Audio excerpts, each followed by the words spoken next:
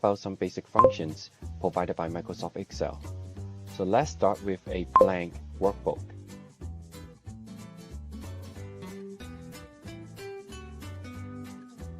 So Microsoft Excel is initially an accounting software for bookkeeping.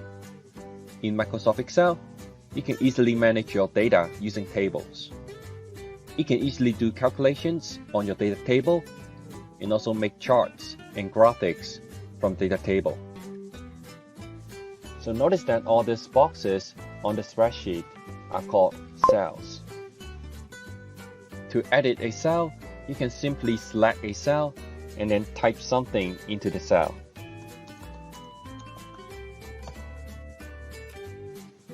And we refer this cell as A1 because it's under the A column and the first row.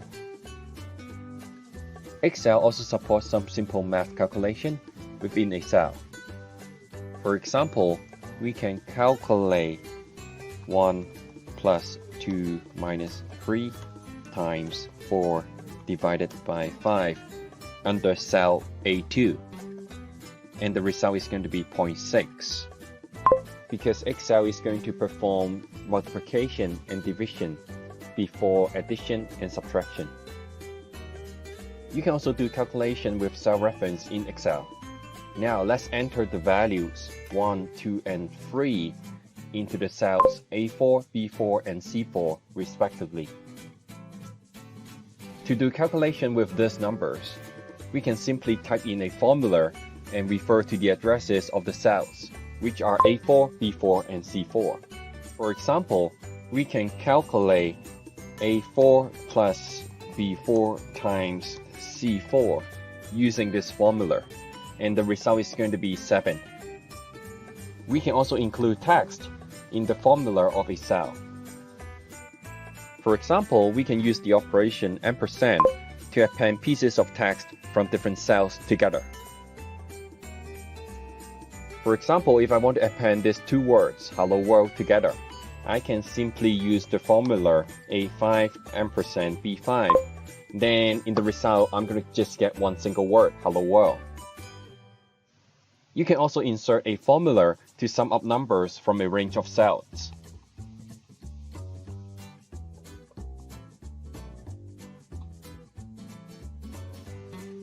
And you can simply choose to insert a function to sum up numbers from these three cells, A7 up to C7. And then once you press enter, you will see that the result is going to be 12. Instead of doing summation, it's also possible to apply other functions to a range of cells. For example, calculating average, counting how many items that we have in a range of cells, and then finding max and mean on a range of cells.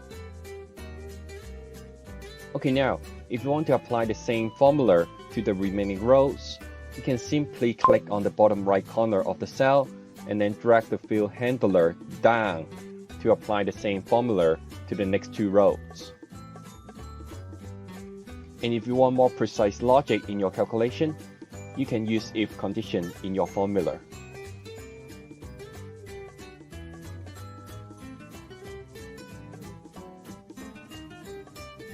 Okay, now let's try to implement the max function using if, and let's type in this formula.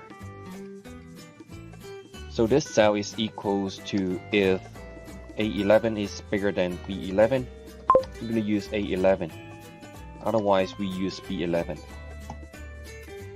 So this formula means that if the first cell is larger than the second cell, we're going to display the first cell. Otherwise, we display the second cell.